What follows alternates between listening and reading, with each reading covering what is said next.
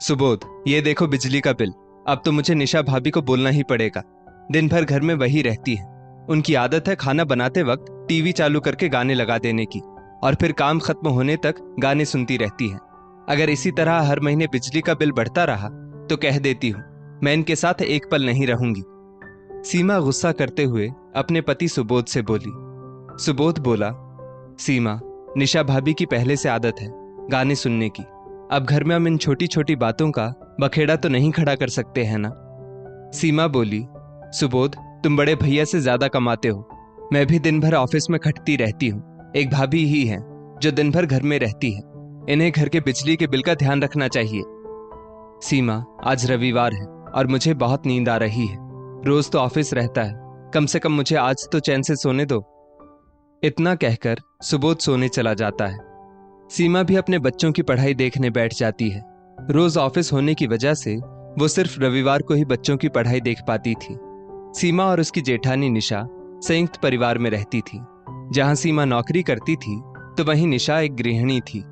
सीमा का पति सुबोध पेशे से इंजीनियर था, जिस वजह से उसकी कमाई उसके बड़े भाई राजीव से कुछ अच्छी थी।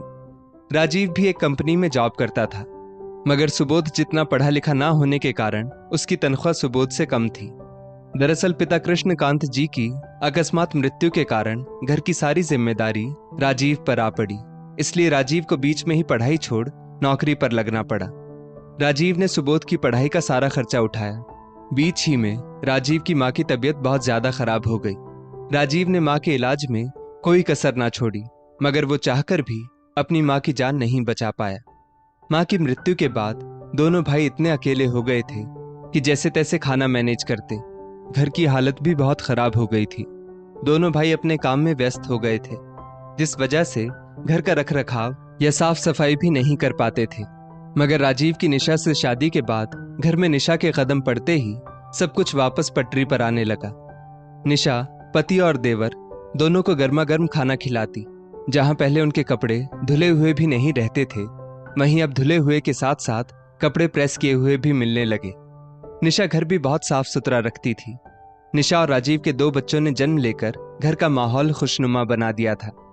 कुछ वर्षों पश्चात राजीव के छोटे भाई सुबोध की शादी सीमा से हो गई। सीमा आज के जमाने की मॉडर्न व नौकरी पेशा लड़की थी। वो नौकरी करती और निशा घर संभालती। धीरे धीरे वक्त बीतता गया और सीमा ने जुड़वा बच्चों को जन्म दिया। थोड़े महीने सीमा ने जॉब से छुट्टी लेकर बच्चों को संभाला, मगर जब उसने देखा कि उसकी जेठानी निशा उसके बच्चों को बिल्कुल अपने बच्चों की तरह रखती है, तो सीमा ने वापस जॉब ज्वाइन कर ली। निशा के खुद के बच्चे तो अब बड़े हो गए थे। सीमा जॉब पर जाती थी, इसलिए वो सीमा के बच्चों का पूरा ध्यान रखती। जैसे जैसे वक्त बीत रहा था, सीमा का रवैया अब निशा भाभी के लिए बदलने लगा था।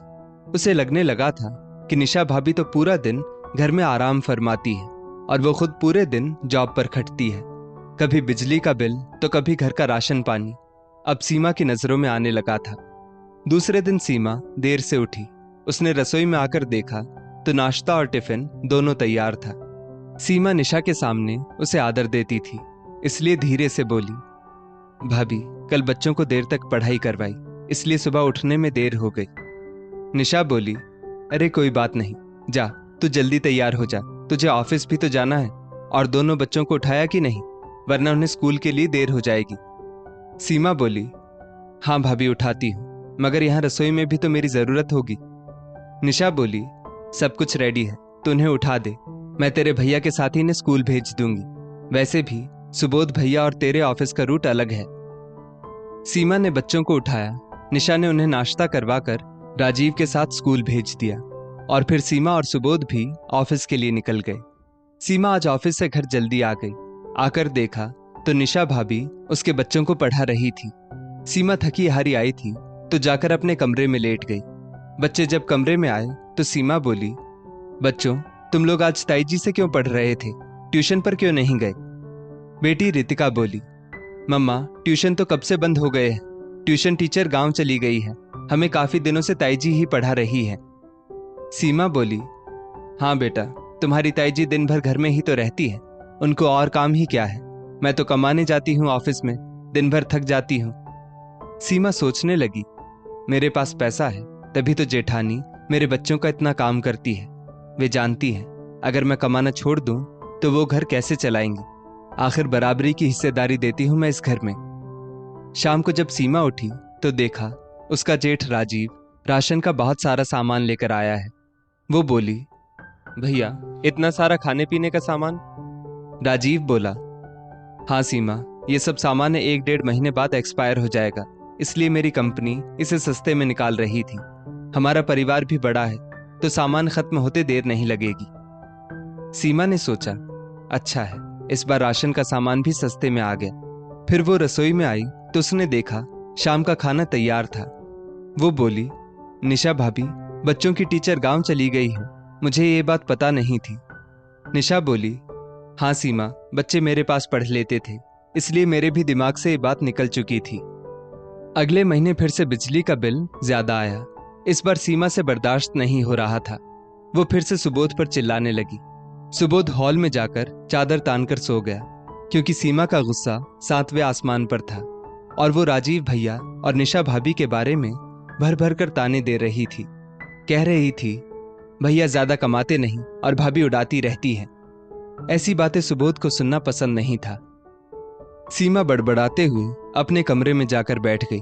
उतने में निशा वहां आकर बोली, सुबोध भैया बाहर हॉल में ऐसे ही सो गए हैं और लाइट, पंखा, एसी, टीवी सब चालू ही पड़ा था, मैं अभी बंद करके आई। सीमा को तो बस इसी बात की देर थी कि कब निशा भाभी कुछ बोले और वो उनकी बातों पर पलटवार कर सके।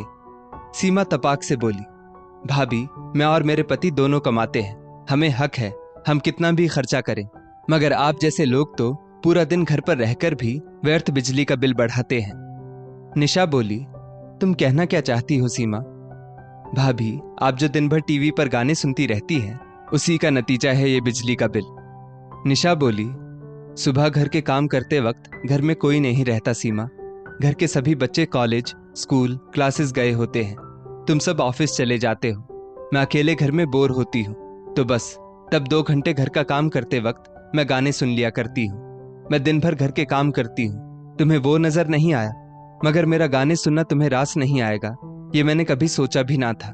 तुम्हारी नजर में इतनी छोटी बात आएगी मैं नहीं जानती थी सीमा।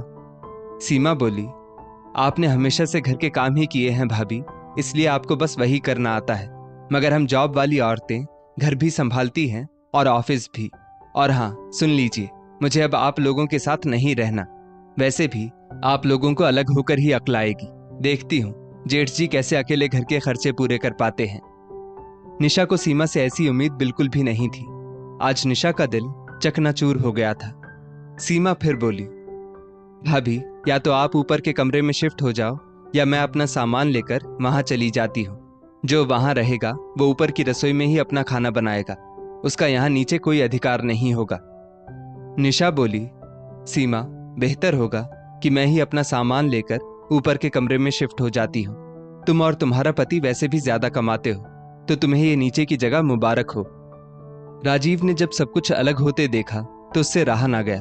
वो बोला, सीमा, इतनी छोटी छोटी बातों पर क्या घर का बंटवारा कर देते हैं? हम दोनों भाई बचपन से एक साथ रहे हैं। सीमा बोली, भैया, मैं जानती हूँ आप बंटवारा क्यों नहीं करना चाहते। आपसे अकेले आपका घर क्या खाक चलेगा? आपकी कमाई कितनी है ये क्या सब जानते नहीं? कब तक हम दोनों पति पत्नी को यूं ही निचोड़ते रहोगे?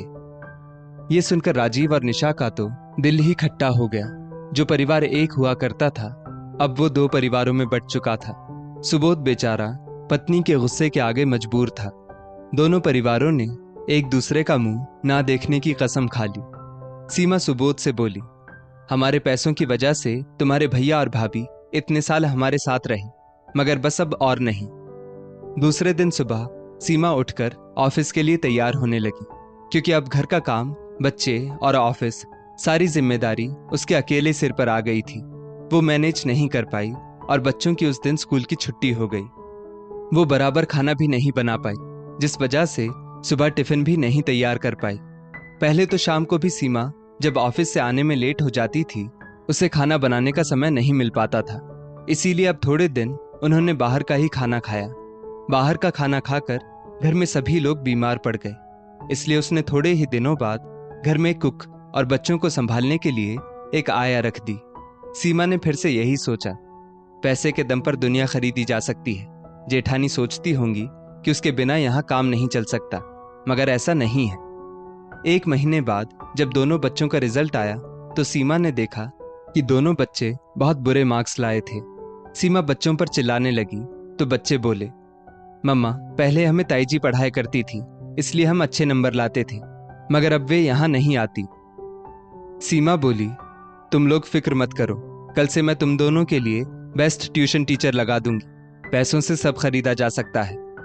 वहीं दूसरी ओर निशा को सिलाई कढ़ाई का काम तो आता ही था और वो फ्री भी रहती थी, इसलिए उसने घर में ही कपड़े सिलने का काम शुरू कर दिया और उसका व्यापार भी धीरे धीरे जमने लगा।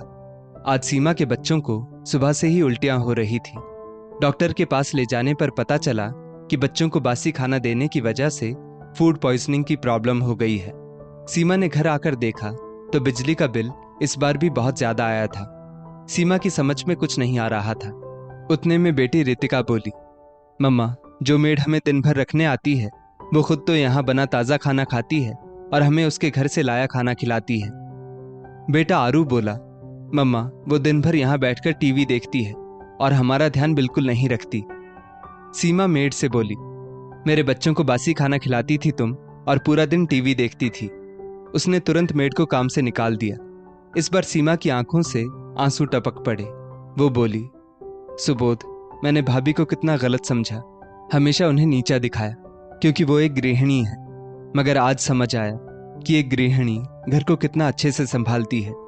भाभी बच्चों को कितना अच्छे से संभालती थी और मैं सोचती थी पैसे के दम पर सब कुछ खरीदा जा सकता है। मेरा अहंकार आज टूट गया है सुबोध। सीमा रोते हुए बोली। सुबोध बोला, सीमा, मैं तुम्हें हमेशा से यही समझाना चाहता था कि पैसों से सब कुछ खरीदा जा सकता है, मगर रिश्ते नहीं खरीदे जा सकते। इसलिए अपने अनमोल रिश्तों को पैसों की वजह से नहीं खोना चाहिए, क्योंकि ये सारी सुख सुविधाएं तो भौतिक हैं, मगर परिवार हमारी असली संपत्ति है। सुबोध और सीमा तुरंत ऊपर के कमरे में गए और भैया भाभी से माफी मांगने लगे। निशा बोली, पैसे तो वक्त आने पर हर कोई कमा लेता है सीमा, आज मैं इस उम्र में भी कमाने लग गई, मगर परिवार एक बार टूट जाए तो बहुत मुश्किल से जुड़ पाता है। तुम्हें जिस तरह इतने सालों से लगता था कि मुझे और तुम्हारे भैया को तुम लोगों की जरूरत है, उसी तरह आज हमें लग रहा है कि तुम दोनों को हमारी जरूरत है। मैं ये परिवार तोड़ना नहीं चाहती, इसलिए प्यार बनाए रखूंगी, मगर हम इसी तरह अलग रहकर ही अपना घर चलाएंगे, क्योंकि हमें कभी ये नहीं लगना चाहिए कि हम साथ रहकर एक दूसरे पर एहसान कर रहे हैं। दोनों परिवार आज भी अलग अलग रहते हैं, मगर एक दूसरे के साथ रिश्ता बनाए रखा है। दोस्तों, किसी ने सच ही कहा है, रिश्ते में एक बार दरार आ जाए तो उसे भरना मुश्किल होता है। दुनिया में हर चीज पैसों के बलबूते खरीदी जा सकती है, लेकिन बस रिश्ते ही हैं जिन्हें आपका व्यवहार कमाता है। इस स्टोरी को लेकर आपकी क्या राय है, नीचे कमेंट करके जरूर बताइएगा, और ऐसी ही और भी बेहतरीन वीडियोस के लिए हमारा पेज जरूर फॉलो